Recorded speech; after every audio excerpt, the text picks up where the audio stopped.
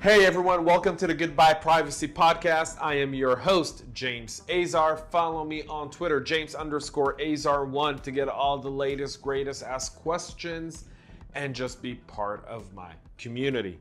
On today's episode, taking over what's been happening in the headlines for the last 24 hours, Facebook's goal to control speech on its platform and pretty much invade our privacy. But before we start, let's talk about patreon.com/CyberHub Engage, where you can support this very podcast right here and help us grow our content. By being a loyal CyberHub Engage follower and following this very podcast means that you care about your security and privacy, and you're putting money behind the caring. This is why we're asking you, our loyal listeners, to support us, and you get some really cool stuff in return as well. You get to watch this very podcast that I'm recording now live, ask questions that Micah takes down while we're recording, and then we do an exclusive Q&A session after I finish recording the episode. You also get some pretty cool swag, so go to patreon.com/CyberHub Engage. Again, that's patreon.com/CyberHub Engage. Patreon, patreon.com/CyberHub Engage, and you have my eternal thanks for your support. Now, let's get to today's episode. So, in the first ever episode of Goodbye Privacy, this is the first episode you're watching or listening to, make sure you go back and start at episode 1, Terms and Conditions Exposed. I went over and reviewed Facebook and Instagram's terms and conditions. Facebook has 3.5 billion users across the world. That's about 40% of the world's population. And that's pretty much the adult male population of the world. When you take away seniors and children, you've pretty much nailed that Facebook has information on pretty much every adult in the world. But yesterday, Facebook came out with an announcement essentially banning far right and far left hate speech from their network and their social media platform, starting with conspiracy theorist Alex Jones to the anti-Semite Louis Farrakhan. Well, some bans are different than others, meaning in Alex Jones's case, no content about him can be posted anywhere on Facebook or Instagram or any social media platform that's owned by Facebook. The Louis Farrakhan ban is slightly lighter. It seems like they've decided to hand out punishments based on what they feel like is appropriate, giving a heavy hand to Alex Jones. But to the anti-Semitic Louis Farrakhan, they're kind of like, you can't have a page, but if other people want to create stuff and share some of your stuff, that might be okay. We'll have to review it on a case-by-case basis. Which got me thinking for this very episode, who makes these decisions?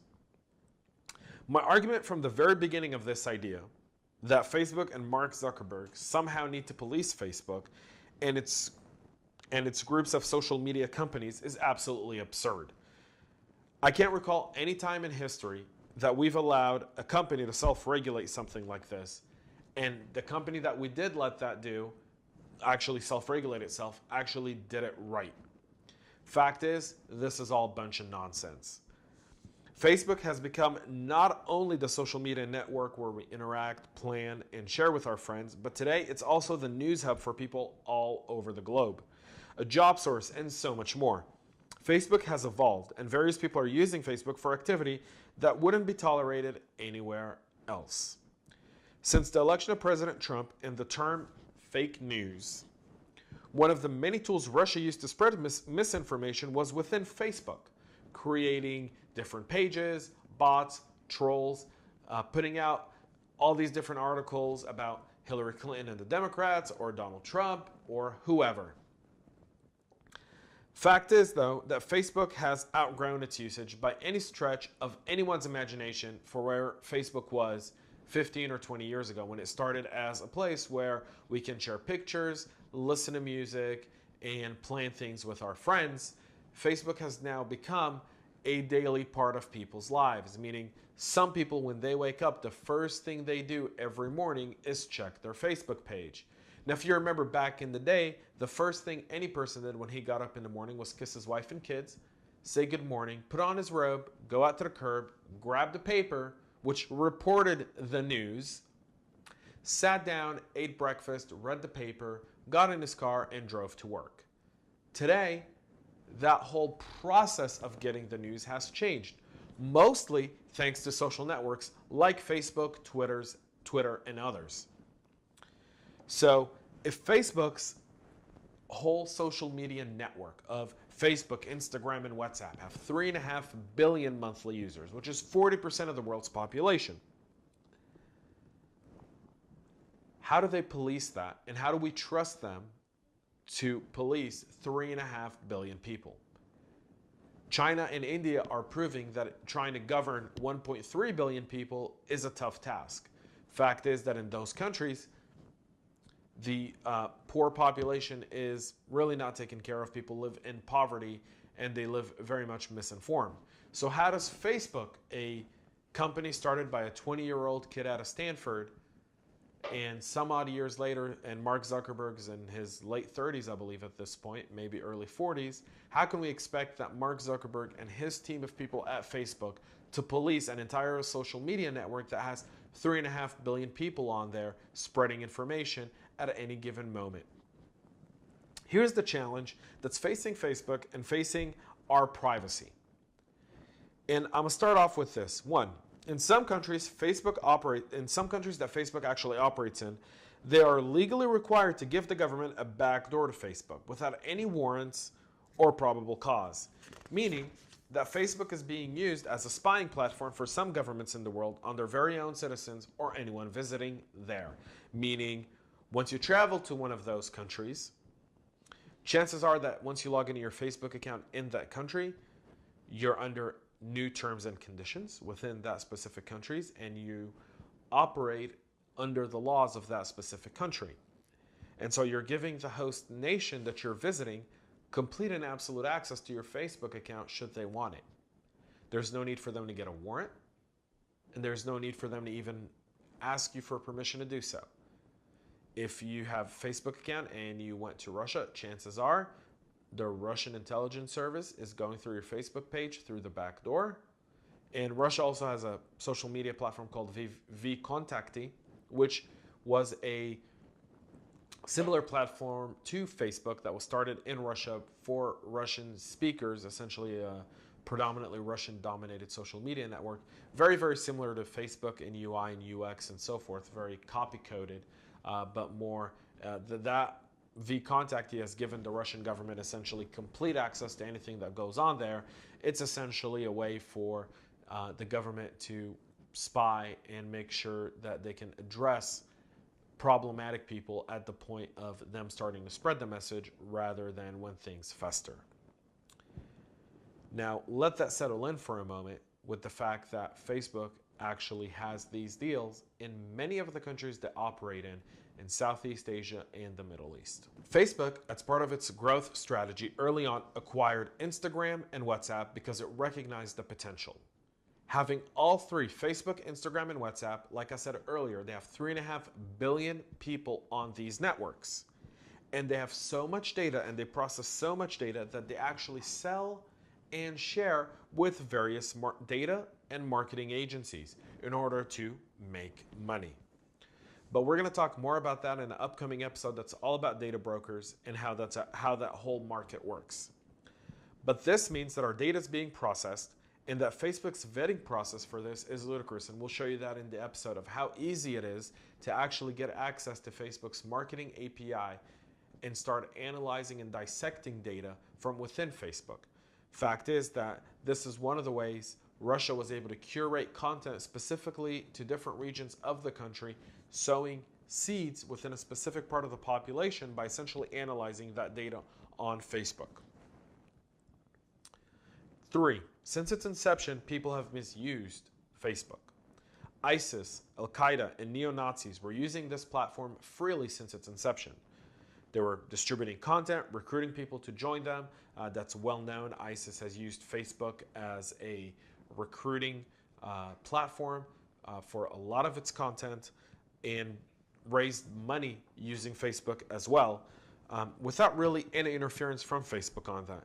Now, one could argue that while Facebook may have wanted to act, they may have been discouraged to do so by the intelligence agencies around the world saying, hey, we'd rather be able to trace them on Facebook than have them go somewhere else. But that just lets you know, where is that line drawn?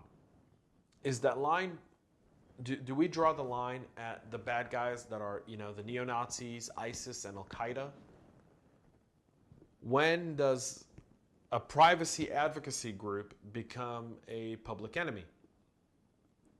More on that in a little bit. One could argue that we would rather see them active there than anywhere else. But the big names that Facebook announced that it was banning, the Louis Farrakhan, the Alex Jones, the Milo, whatever his name is, they're banning these guys, and it seems more like a PR spin than an actual policy. And I'm going to explain why I think that in just a few moments. But fact is, Facebook has banned these people, but Twitter, Google, YouTube haven't followed suit. So while Louis Farrakhan isn't on Facebook anymore, he's still on YouTube, he's still on Twitter. Same thing with Alex Jones. I think Alex Jones is banned from Twitter, but he's still on YouTube. So fact of the matter is, while Facebook is trying to police itself on hate speech, really what they should be focusing on is some of the fake news that's on there, and some of the bots and some of the other things that are going on Facebook that are far more dangerous, including how the New Zealand shooter streamed his entire massacre driven of killing over 50 people in mosques in New Zealand without even someone picking up on the fact that this was a live feed of unproportioned. I mean, that's the biggest gaffe in Facebook history. Hands down, bar none. You can argue the 2016 election and everything that went on Facebook and all the bots, but allowing a mass murderer who will not be named on my show, who walked into a mosque and slaughtered and murdered women, men, and children while they were praying is beyond reprehensible. And that's why I think this latest move by Facebook is a pure PR move to try and gain some sort of credibility. And it's not really about us users, because where are we going to go? Our lives have been on Facebook for 10 to 15 years. Breaking up with Facebook is like getting a divorce. You say you want to do it. You say you want to get a divorce. You may talk to a divorce lawyer, but then you come home, you look at your wife or husband, you say, let's give it one more chance. And we keep going in that endless cycle of being unable to leave Facebook. That's why this recent move right now that Facebook did, I call bullshit. And my final point is, Facebook is a for-profit organization that has a duty to its shareholders before anyone else.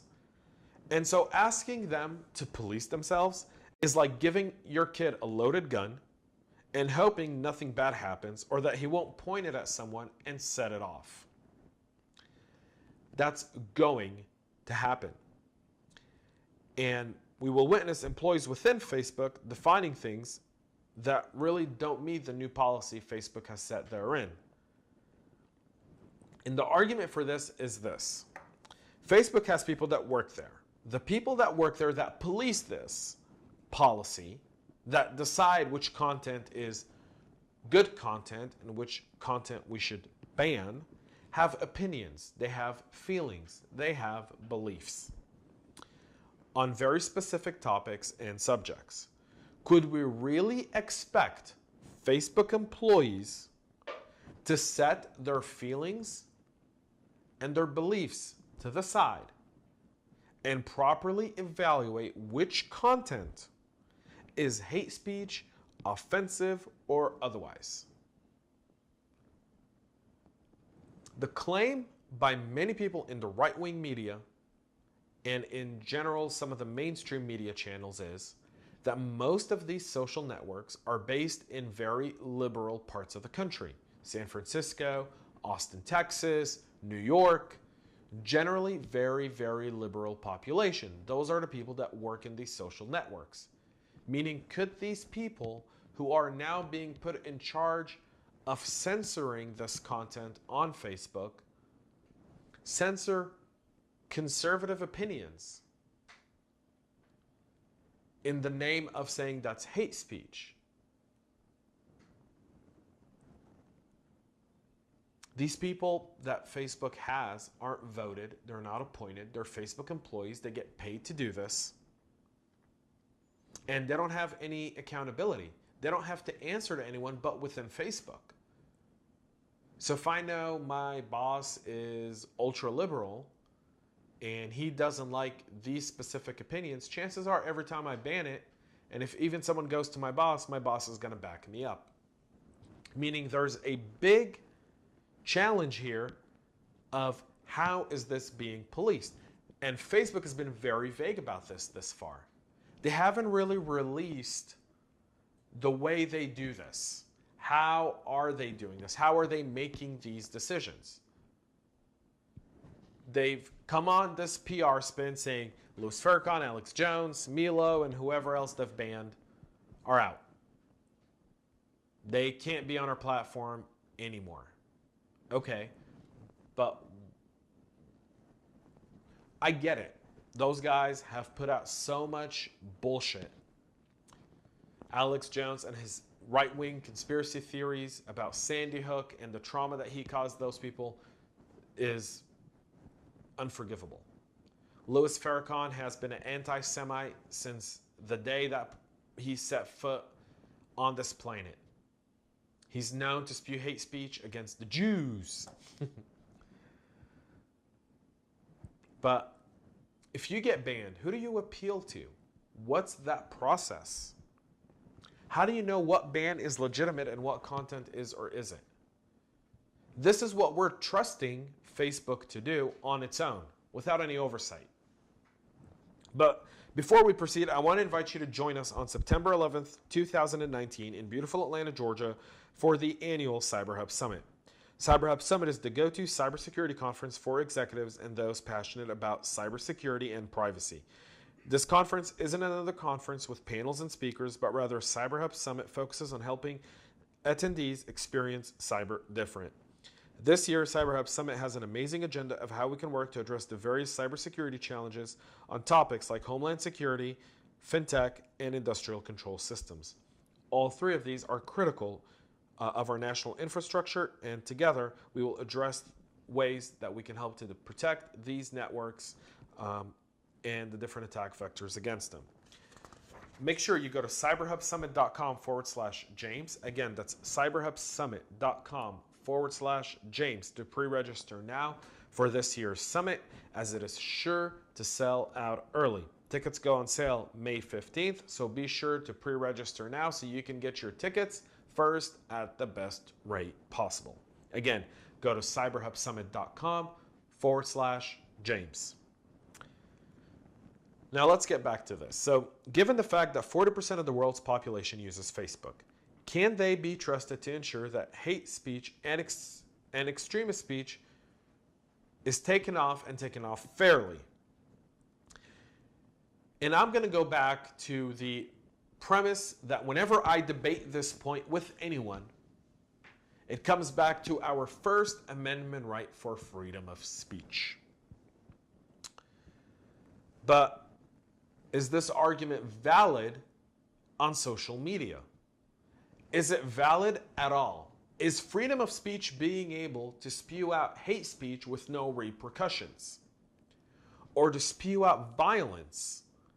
Or encouraging people to be violent towards a specific set of population anywhere, whether it be anti-Semitism or Islamophobia or Nazi rhetoric? Does the First Amendment really cover that? And that's a discussion that our country hasn't done and hasn't had in a very, very long time.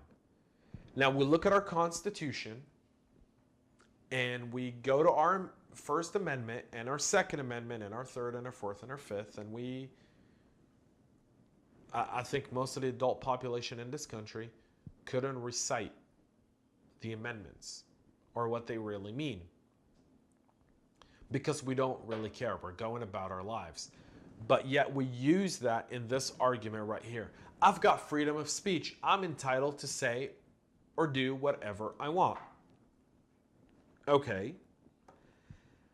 I'm going to read the First Amendment to you right now.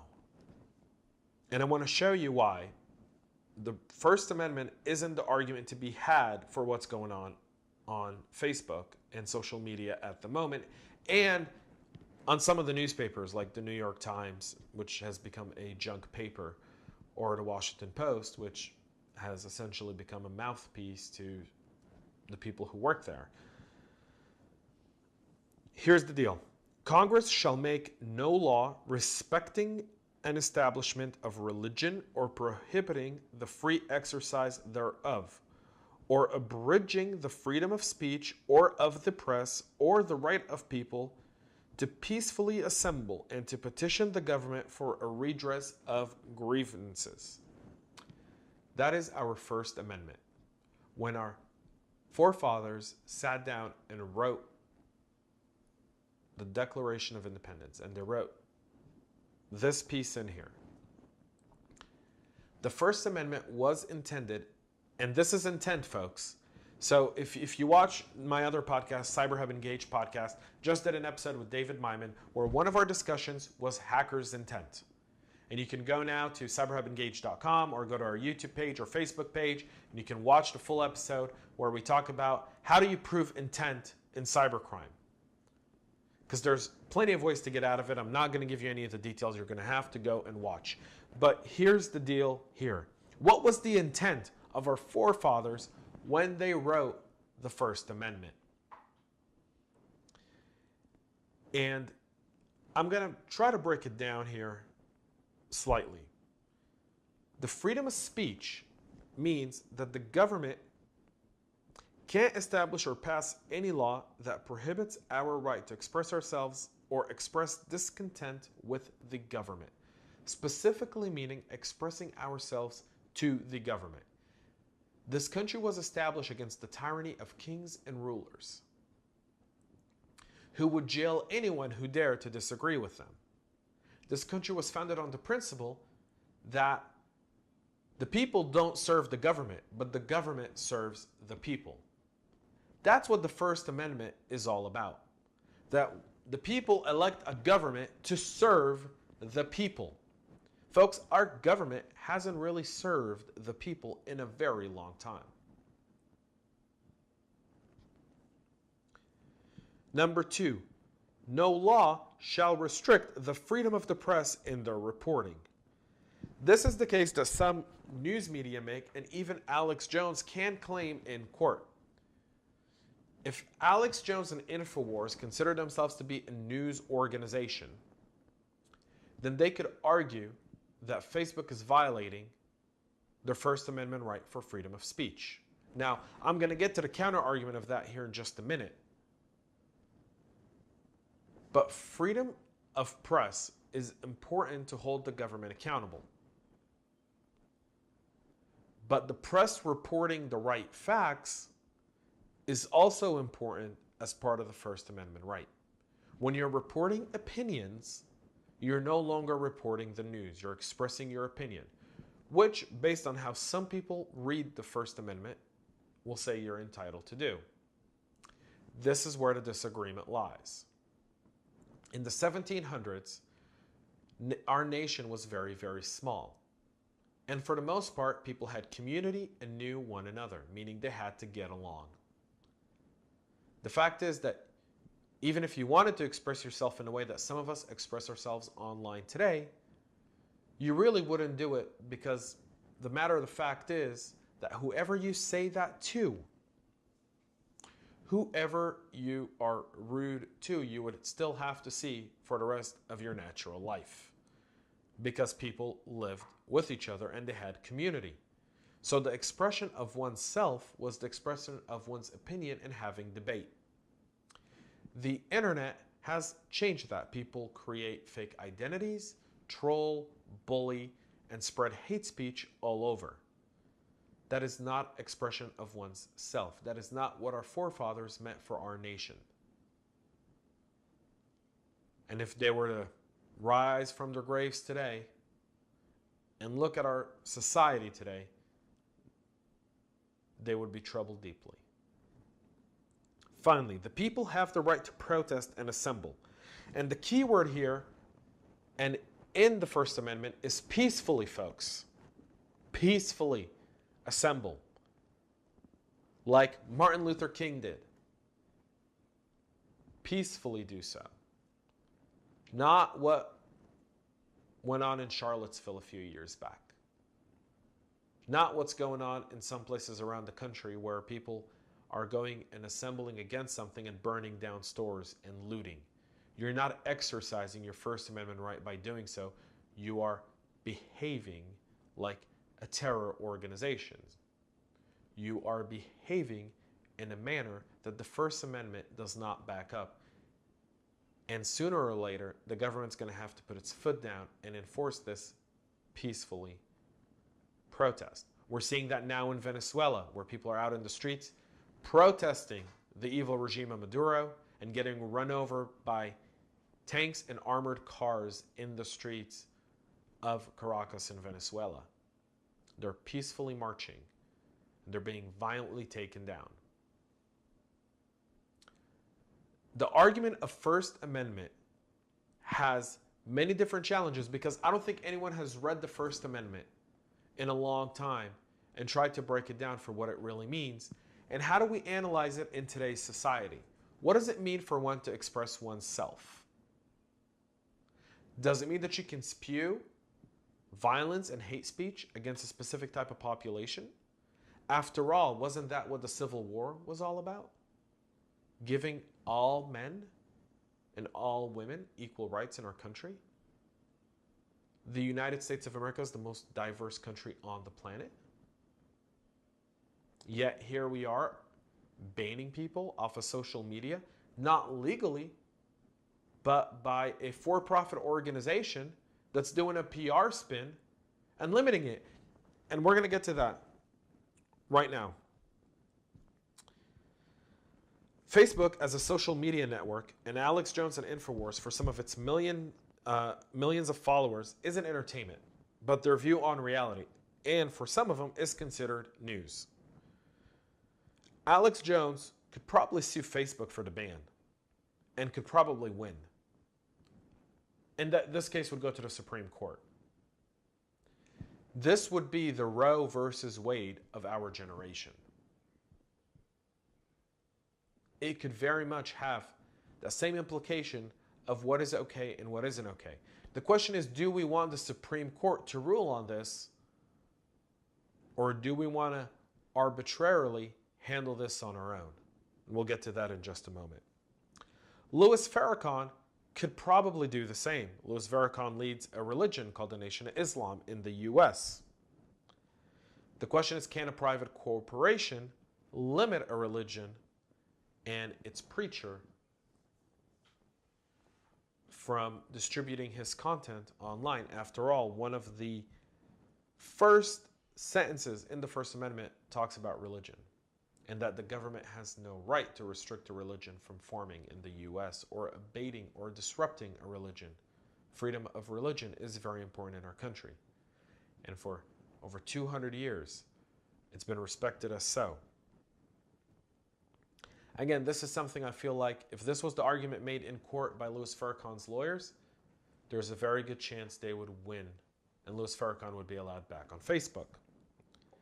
So while Facebook can claim that we write policies and rules, and this is the counter argument now, folks, for people to use our platform, and if they violate these rules and policies that they agree to when they register that no one reads, go back to episode 1, I've been over this, no one ever reads terms and conditions, no one ever reads their privacy policy, they make you check a box that's no different than you signing a contract, and you've agreed to do so. So can Facebook claim that? Well, the answer to this is no, and I'll explain why. So One of the biggest cases that have been in front of the Supreme Court was the case in Colorado where a Colorado baker refused to bake a cake for a gay couple. And the baker lost in every court until he reached to the Supreme Court, where the Supreme Court upheld his right to not bake a cake to the gay couple because it hindered with his religious beliefs. Now, the same argument could be made for Facebook. Facebook is a private organization, and as such, it has the right to refuse to give service to anyone that violates its terms and conditions. It is a private business, and its platform is like its property, and it can, like if you go to a Subway and the Subway manager doesn't want you in there and he says leave and you refuse to leave, you can call the police and have you taken off property. That's his right to do so. Facebook could argue the same exact thing. They can say our platform is our private property. We give you permission to use it. You've violated our terms and conditions, and as such, you don't belong on our platform. Okay. But what happens when the Colorado baker that wouldn't bake it for the gay couple bakes a cake for the lesbian couple? How would that play out in court? That would be discrimination. What's the difference between a gay or a lesbian couple? Nothing. The fact that these are two men and the fact that these are two women. But based on your religious beliefs, it would be the same exact thing.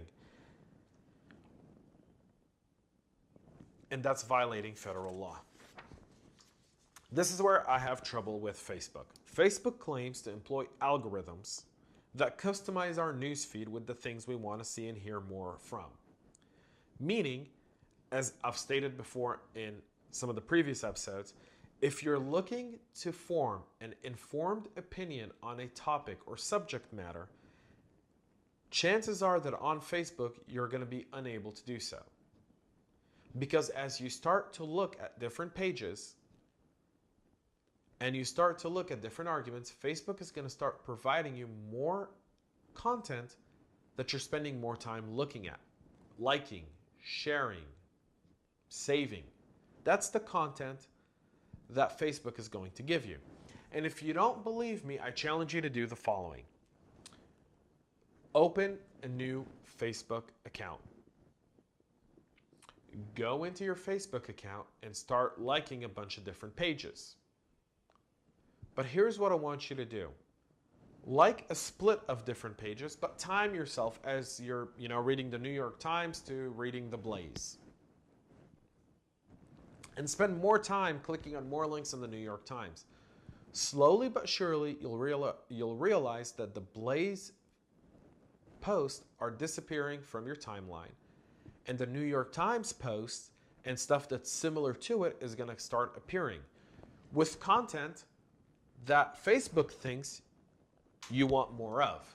And as you search Facebook, you'll be unable to find the content that you're really looking for. So as you're trying to do more research on Facebook, you could really end up getting one side of the story more than the other, getting more opinions about one side of the story or one topic rather than all sides, thus giving you an opportunity to make a misinformed decision on a topic. More so, it radicalizes you with time because the newsfeed's going to keep feeding you that information unless you ask not to see it. So Facebook is constantly going to push things to you, and if you don't do anything about it, it's just going to keep pushing it because it's going to think you like it. And that's the scary thought here, folks. So while you've banned all these people, and you may have banned Alex Jones, you can't ban Alex Smith from coming up with the same ideas as Alex Jones and putting it up there. And how are you going to ban him? And you ask yourself, how did our nation become so divisive, so hardened in its positions, so radical on one side or the other? And that goes back to how we're getting our news today. These algorithms that are supposed to make our experiences on these social networks so much better aren't doing that. What they're doing is they're hardening our position on topics. They're only feeding us one side of the coin and not all of it. We're getting more opinions than facts. I can't even watch cable TV anymore. Canceled my cable TV. Because no matter what channel I watch, I'm getting opinions, not facts. They're bringing these so-called experts to talk about topics. That's not what makes news. That's not what our First Amendment right covers. That's not press, folks. That's opinion columns. And almost every news source today is just one large opinion column. And you go to the one that supports what you feel like the most. And that's where the challenge with Facebook lies. That's Facebook's ultimate test of survival. That's social media, not just Facebook, but Twitter, LinkedIn, Google. This is their challenge. This is the challenge of our generation when it comes to privacy, when it comes to information, when it comes to misinformation, when it comes to how our data is being used and analyzed, and how they're curtailing different messages to us.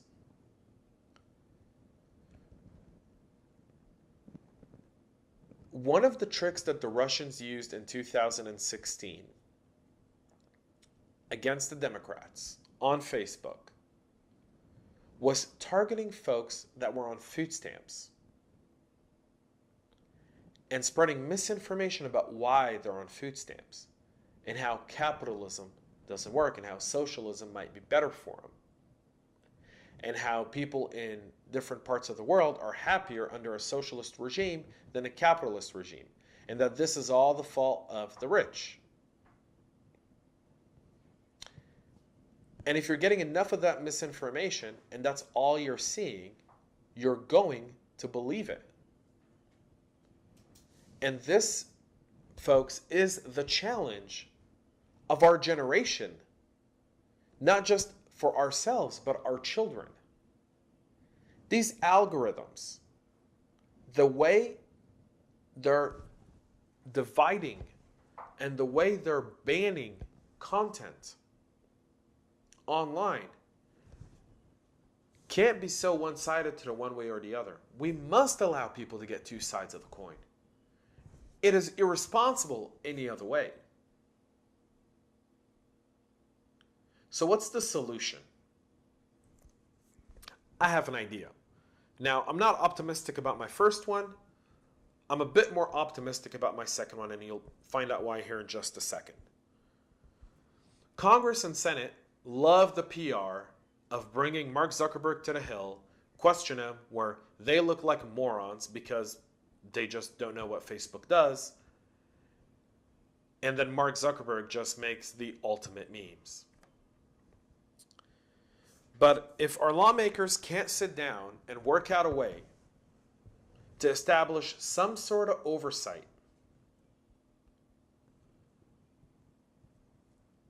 over this social media. Now, mind you, in radio and on TV, there's oversight. You can't say the word fudge on TV. You can say it on HBO, but you can't say it on cable TV because there's oversight and you'll be fined for doing so.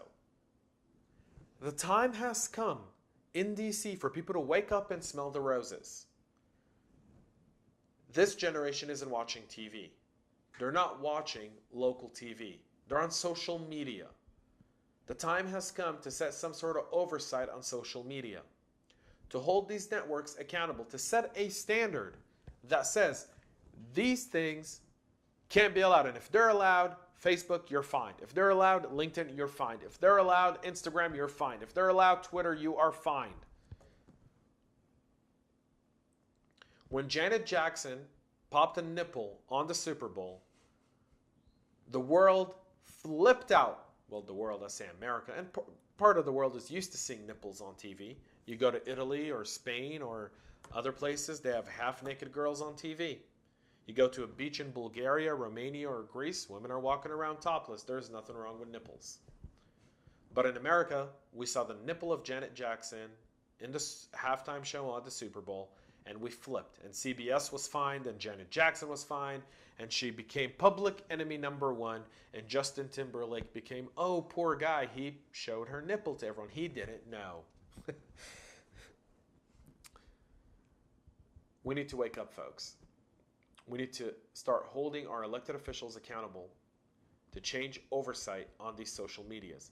Because I don't believe that letting Facebook police itself, or Google, or Microsoft, or Twitter is going to do any good to anyone.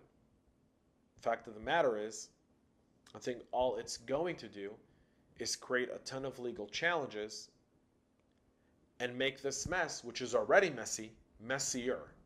And we're in for a rocky ride.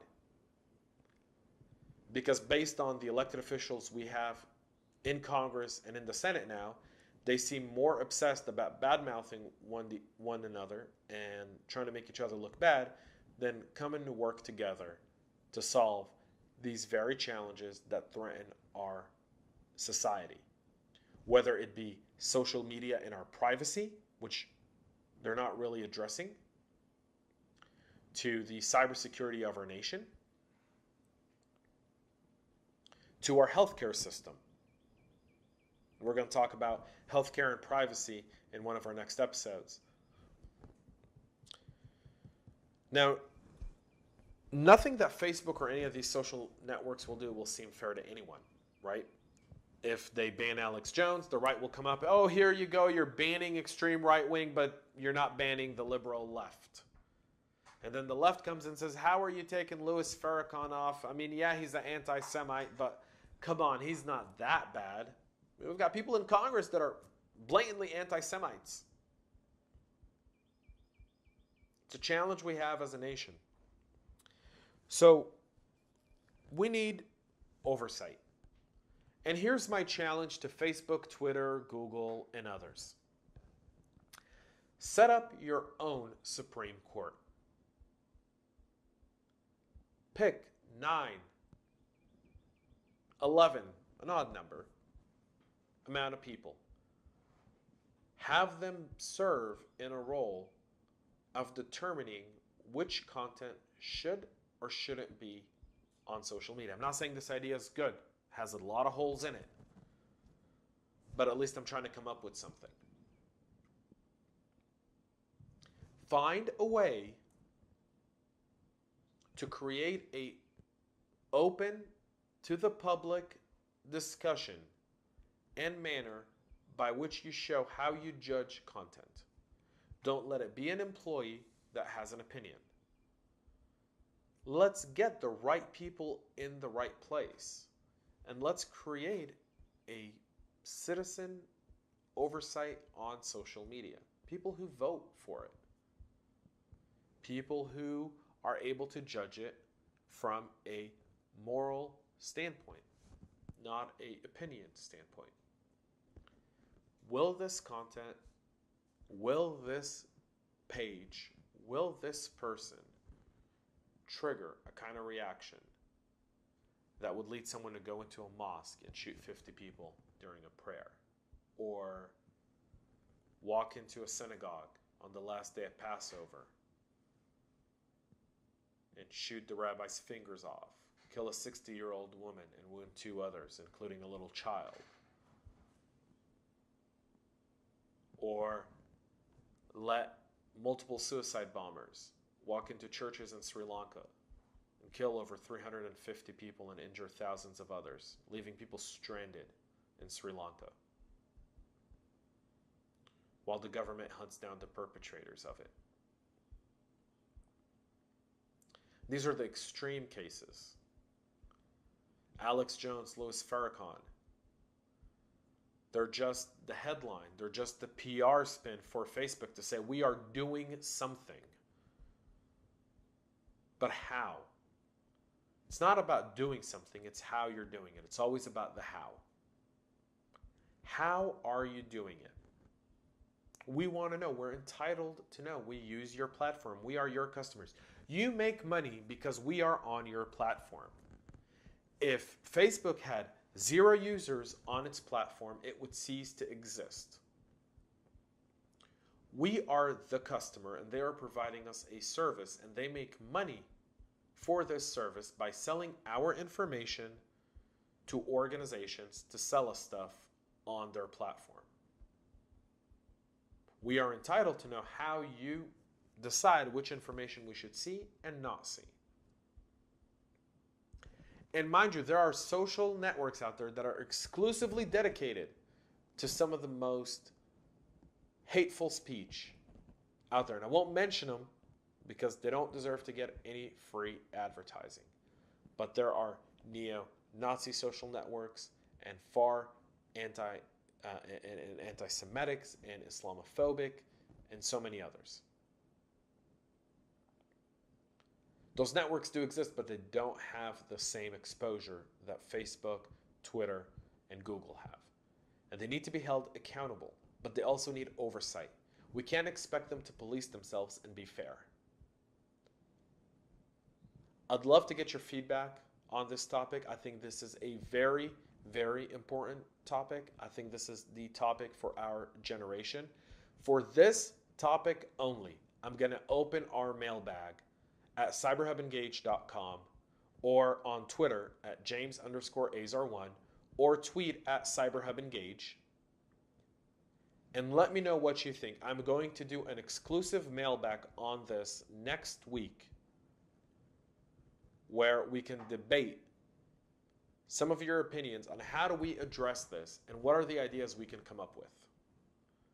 I welcome you to let me know what you think on this very topic. Agree or disagree, I'm very much open to public debate. Again, you can tweet at me, James_Azar1. Let me know what you think of this very topic in this very episode. How do we solve it? That's it for today's episode. Next time on Goodbye Privacy, the EU biometric database. What's up with privacy in Europe after GDPR? Thanks for watching. Thanks for listening. My name's James Azar. I'm your host. Thanks for listening to the Goodbye Privacy podcast.